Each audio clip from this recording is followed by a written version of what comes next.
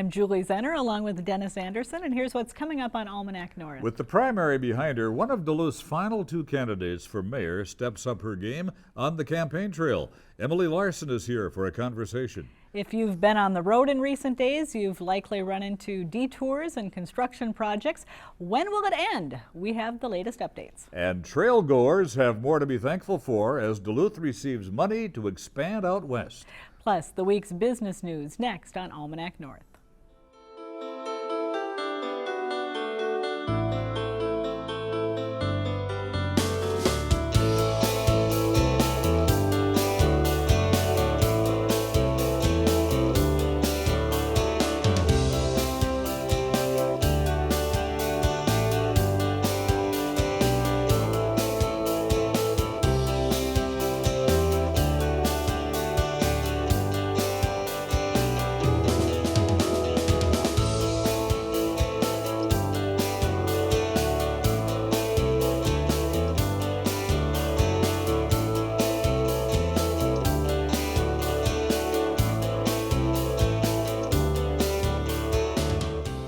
And welcome to Almanac North. Thanks for joining us. Fall is upon us, Denny, and one thing that means is an overlap of construction season and campaign season. Isn't that the truth? Wherever you go, there's a road being worked on and the leaves are falling, huh? That's right, and the candidates are everywhere as well. They are, aren't they? We've got some good guests tonight, so let's get started. All right, thank you very much, Julie. Well, political campaigns have been in the news a lot, but following the primary election in Duluth, the slate of candidates for mayor is down to two. Voters might want to get to know their candidates a little better, so tonight we are talking first with Emily Larson. And we should mention also that Larson's opponent, Chuck Horton, will be with us next Friday here on Almanac North. Well, first of all, congratulations. Thank you made you. it to the finals. Yes, thank you. For election now come November. What's your first big emphasis that you want to make? What's your first big project, Emily, should you be elected mayor? Well, there's really several. First of all, thank you, and thank you for having me here tonight. There's several things that I talk about as being priorities. The first is streets. We need to identify a sustainable and ongoing resource to pay for our streets and reconstruction. I talk a lot about neighborhood equity, the fact that, I've been door knocking for months now, and when I'm out in the neighborhoods, there is a disconnect. Mm-hmm. There are neighborhoods that don't feel connected to what's happening in local government, and we have neighborhoods that need different kinds of improvements. So I spend a lot of time talking with neighbors about what it is that they need in their own neck of the woods. Mm-hmm. Now, do you have a solution as to how to solve the issue of the failing streets now that those casino profits don't look like they're going to be coming back? I know the City Council is talking about increasing taxes a bit. Is that something that you're on board with? Or? On Monday at City Council, we will talk about, we'll set the maximum levy, and then we'll spend the next few months shaping the budget and then pass the final budget in December. I won't be supporting any additional levy for taxes, or for streets this year. That is one option of what you can do. The reality is that we have been underfunded on the federal level for transportation. Many cities, all cities are experiencing that. So my plan is to work in partnership with our state and federal partners. I'm already doing that, have already met with our legislators from our own delegation in Minnesota and our federal partners to press for that. And then the sales tax was just passed at the county too, so we need to make sure that we're getting our equitable piece there. How will you foster a relationship with the Fond du Loup Band given the rancor that we've seen and heard for several years now? Yeah, well, just this week, it's funny to get this question because just this week I spent time with Chairperson Diver and we had a really nice conversation. So there's several ways to approach our relationship with the Fond du Lac Band, and it's important, first of all, to recognize that they are a strategic partner in our well-being as a city, and we have people in common, we have economic development in common. So you start by building that relationship, but also recognizing it is a very strategic alliance, and you find ways to create solutions that can benefit everyone. So I think we're on a really good path to get there together. Mm-hmm. Now, you mentioned that you have a deep concern for neighborhoods and really want to make sure that there's some equity between the neighborhoods, specifically pointing to Lincoln Park as one example where some work could be done. Do you have ideas as to what it would really take to to bring all of the neighborhoods up to a really thriving level? Well, back in around the year 2000, we had neighborhood planning groups, and that was a really effective way for neighborhoods to be a part of the planning process. And that was really in approaching the comprehensive plan that we were building at that time. I'd actually like to re-engage those planning groups again, and that is something that we can do. When we talk about Lincoln Park specifically, there's a beautiful, wonderful commercial corridor that's really undeveloped. We have some great new and emerging businesses finding their way there. We have some existing businesses like Aerostitch. So some of it is showing our neighborhoods that we want to do economic development in neighborhoods with neighbors so that they can get the resources that they need from their own neighborhood. Emily, you said on your website that you think Duluthians should expect a lot from their mayor. Yep. What do you mean by that? How will you do that? Well, I mean a lot by that. Quite frankly, I announced in December because I was so serious about starting this conversation about what it is to be a mayor and what it is that the city needs. So I think the city needs to expect an enormous amount from their mayor. It is performing at a very high level all the time, and you have to pivot very quickly. You cannot stay in one place on one or two issues. It's bonding, it's streets, it's Superior Street reconstruction, it's identifying housing needs, it's $18 million of development going into the St. Louis River corridor. So in January, what you need is a mayor who is ready to go on all of those issues and more, set their own priorities, build a team to implement that, but also keep a very steady and solid and collaborative approach to the projects that are already underway.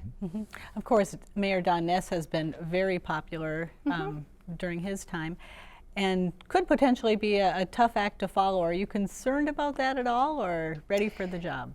You know, I'm not concerned about that. I mean, someone said to me, oh, he's got, you know, those are big shoes. And I said, well, I have really big feet. And the reality is whoever has that job next needs to put their own brand on it. And while you may have some overlap of issue or some priority, what the community needs to see is who you are and what it is that you bring to it. So I'm actually really excited to carry out some of what I've already been working on as City Council President when it comes to economic development strategies, some of the work that I've already done as a commissioner on our Economic Development Authority. Those things will be very consistent, and I think residents can rely on that. And then I will bring a very different approach to how we're engaging with neighborhoods and neighbors, and that is something that people are very, very thirsty for. And I'll be doing that in a way that's positive and collaborative, but also steady, and allows the city to kind of move forward at a pace that I believe is really inclusive and will be good for all of our neighbors. The Duluth Library Project, how do you want to see it done?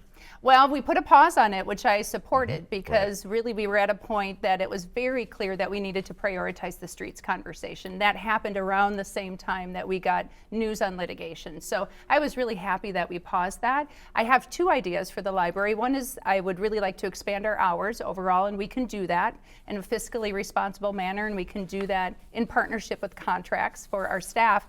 And then also bump out and increase our capacity at the branch libraries. So I'd like to start there and get those things going pretty quickly while we have the conversation about the downtown branch. I've been on this show talking about the library, and I'm very passionate about it being downtown, about it being accessible, about it being open, and about it being a very, very strong partner in our community.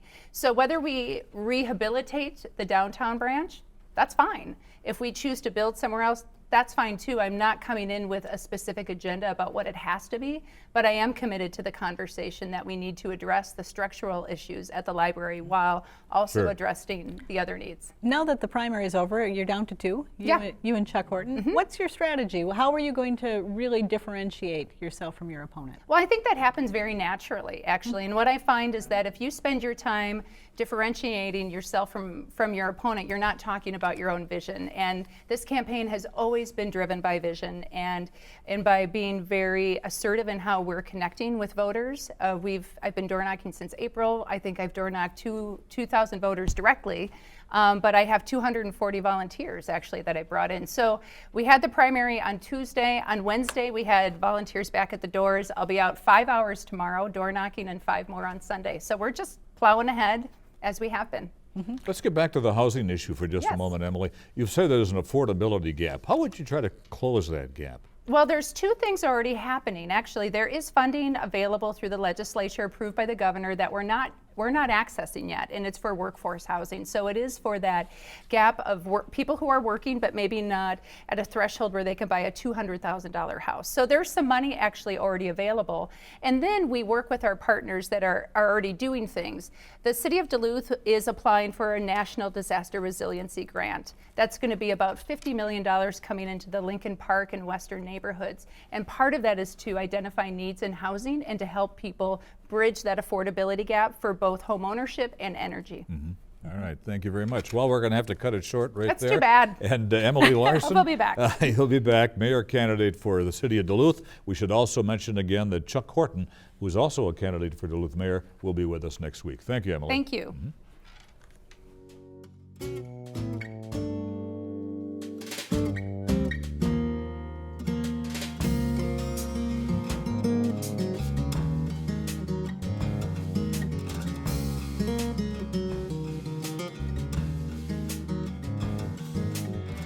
Now, let's dig into our news file archive for a look at what was making news 25 years ago this week.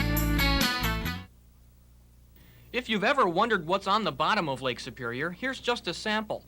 Local researchers are now going to new depths to get some answers to some tough questions. We're interested in how contaminants, such as PCBs, are incorporated first into the pontoporia. They're eaten by the sculpin, so the PCBs are incorporated into sculpin tissue, and then into lake trout. A grant from the National Oceanic Atmospheric Association has armed the scientists with the temporary services of Sea-Link 2. It's a $2 million high-tech research submarine. This battery-powered submersible is considered state-of-the-art. Complete with a robotic manipulator, it can gather data where no man has gone before. A wonderful tool that we can use to take very quantitative samples of the bottom, of the animals that live on the bottom, and without that tool it would be very hard to answer the questions that we're interested in. Questions foremost on the minds of these researchers are the lake's contaminant levels within the food web. PCBs were stopped being used about 15 years ago, and after they stopped being used, we saw a decline in PCBs in the fish for several years. But starting about the mid-'80s, we saw that it plateaued. And what we don't understand is why it's plateauing. Why aren't the PCBs being eliminated from the fish entirely? And so our research has been sort of renewed trying to answer that question. Unlocking the mysteries of Lake Superior's underwater food chains will take time. Researchers say they'll spend months analyzing valuable data they've collected with the help of technology like this. For Weekend Edition with photographer Jamie Anderson, Ryan Davenport, KDLH News.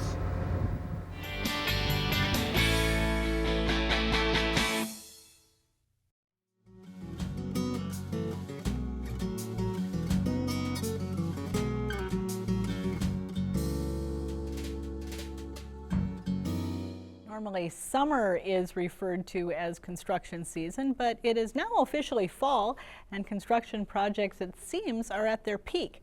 Well, joining us to talk about local projects that are snarling traffic across the Northland is Duane Hill, District Engineer for the Minnesota Department of Transportation. And Duane, welcome. Thanks for coming in tonight. Thank you. Before we get into some of those snarls, want to talk about the news that came out at the end of this week that the environmental impact statement for the Highway 53 relocation from Virginia to Eveleth has been approved.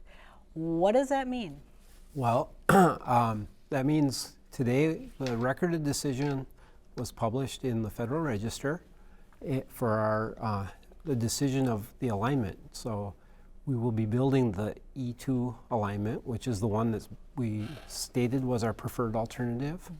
And give people just a quick synopsis of that. So we've got to relocate Highway 53 between Eveleth and Virginia. We had several alternatives we were considering, and the E2 alternative is the one that crosses the Richelieu Pit between Eveleth and Virginia with a bridge.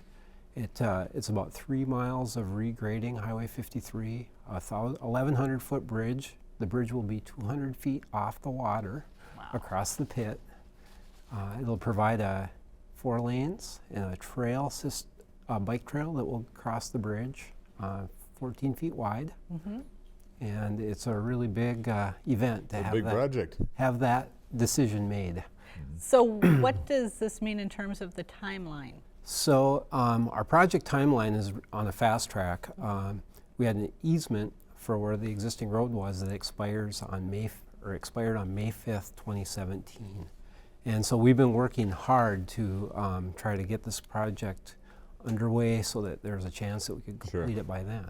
And we're in the process of using a new contracting methodology called Construction Manager General Contractor, something very new to MNDOT. And we selected a contractor, Kiewit, and we've been talking about working with them as we've developed our plans on trying to get close on price negotiation. And Kiewit is going to get our final plans on October 9th.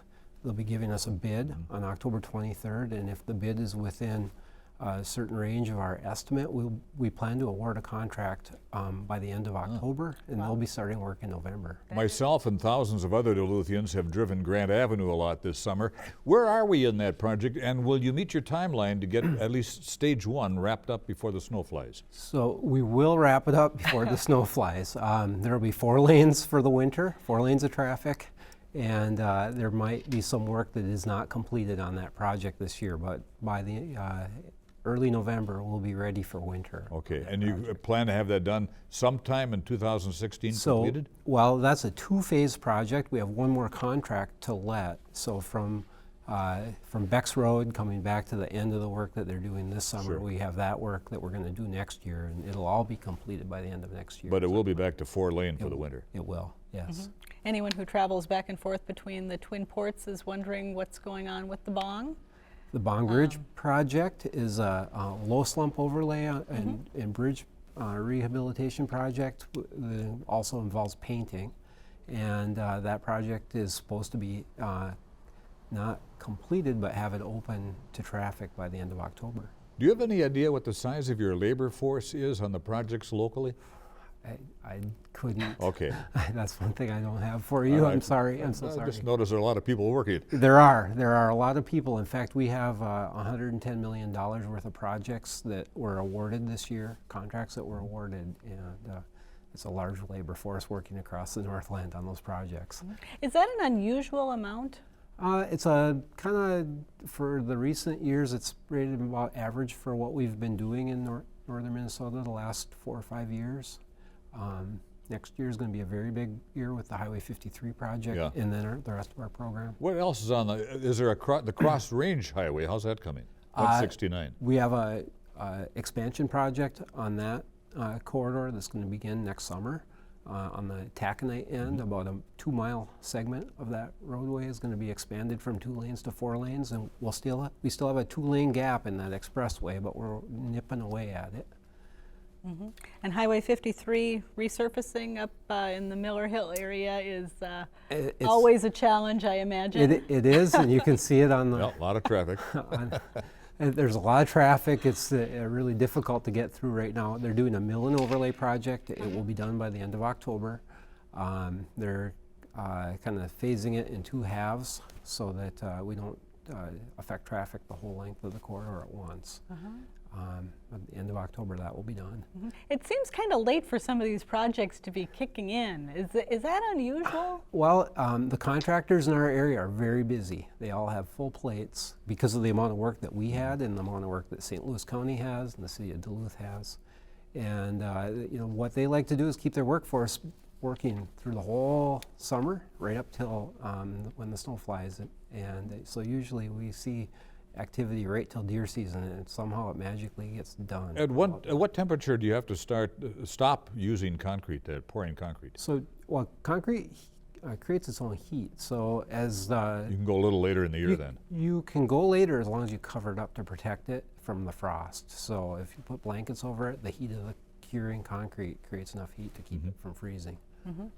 All the rain that we had this week, does that have any impact on projects that are underway? Absolutely. It affects bituminous mixing plants, and they don't like to work when the piles are getting rained on and wet. Slows things down. Affects our grading. So, and that makes me think of 210 J. Cook. So, sorry, it's the Flood Association. I was wondering as it was raining so hard if we were having more damage out there, actually. So we have a $20 million design build project on 210 to complete all the repairs so we can reopen that road.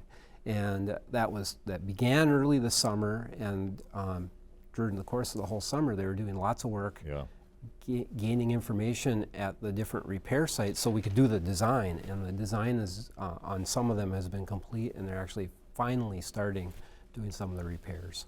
And that'll be going on all next summer and maybe a little bit past next summer.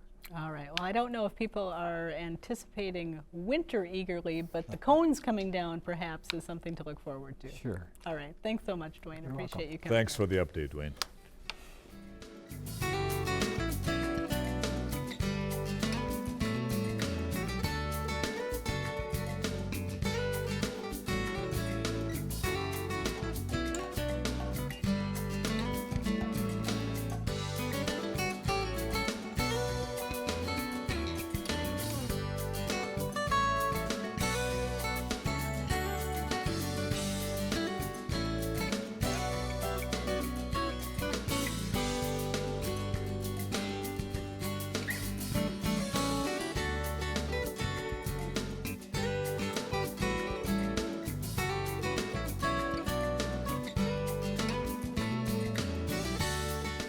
Increasingly, Duluth and the surrounding region is becoming known for outdoor activities. Bicycle enthusiasts are a big reason why. New trails are opening to the public, including one at Hawks Ridge that will be unveiled next week. And there's also a big chunk of funding coming for trails along the St. Louis River corridor. Here to tell us more is the chairperson of Cyclists of Gitche Gumee Shores, or COGGS, Waylon Munch. Welcome. Thank you for being here Thank tonight. you.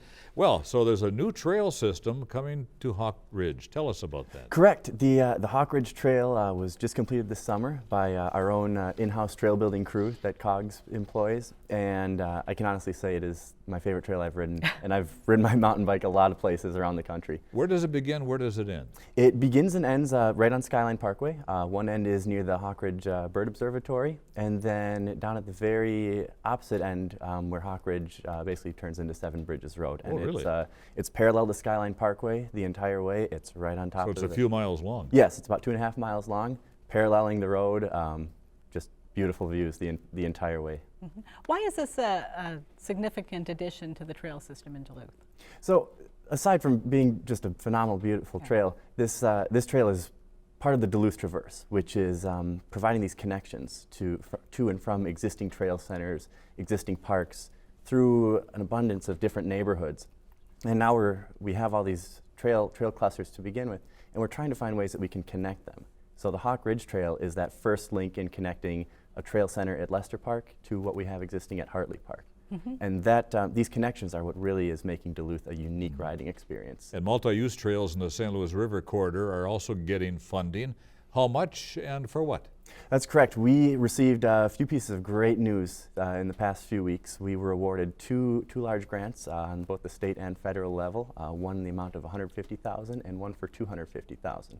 And those grants are going to fund more of the Duluth Traverse, which is the connector trail, in some of our western trail centers and through western neighborhoods.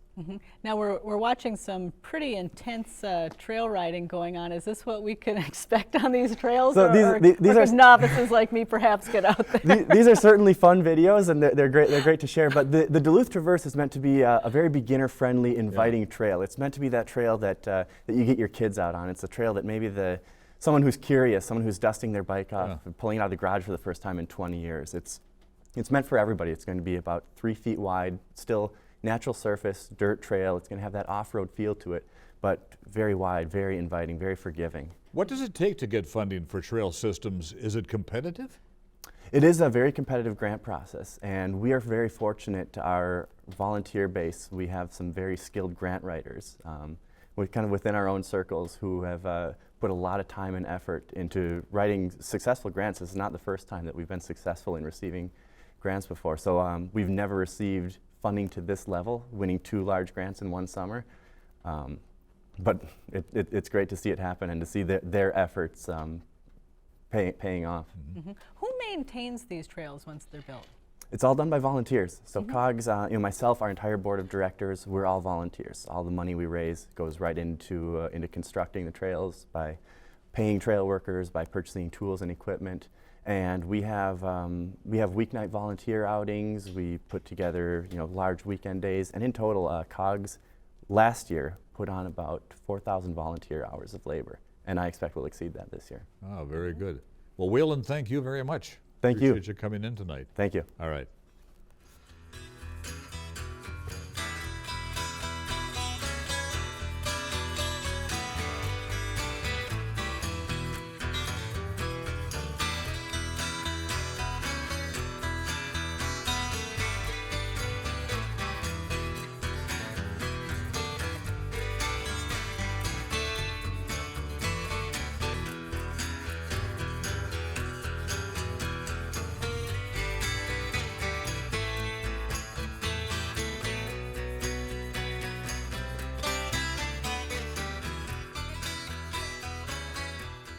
In this week's business news, Duluth-based Maurice's posted record sales and profits for the fiscal year. Total sales exceeded $1 billion for the first time. Overall sales increased 9.2%, and comparable sales grew for the 6th consecutive quarter. Profits reached a record $125 million, a 46% increase over fiscal year 2014. Maurice's president George Goldfarb says trends continue to look positive for fall sales. The company plans to open 45 new stores during 2016. Stack Brothers Mechanical Contractors in Superior will pay $140,000 and furnish other relief to settle an age discrimination and retaliation lawsuit brought by the federal government. The Equal Employment Opportunity Commission alleged Stack Brothers discriminated against 2 workers by firing them in 2014 when they turned 62. One had worked for the company for 16 years and the other for 25 years. The agency said Stack Brothers also retaliated against one of them for resisting its plans to fire her. A consent decree prohibits future discrimination by the company. SR Steel Minnesota executives say they'll be ready for production as early as June of next year.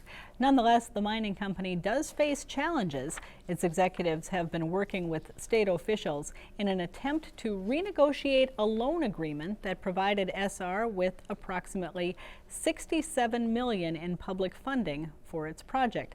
At the same time, they're trying to move forward without producing value-added products such as direct reduced iron pellets or an electric arc steel mill, which earlier were promised. Separately, SR this month lost a $32.9 million federal court lawsuit for not honoring a natural gas supply agreement. For more on these and other stories, visit businessnorth.com.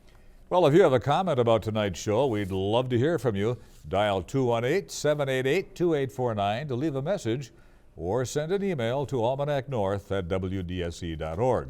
And for the latest news and information, don't forget to visit the WDSC website, where you will also find program listings.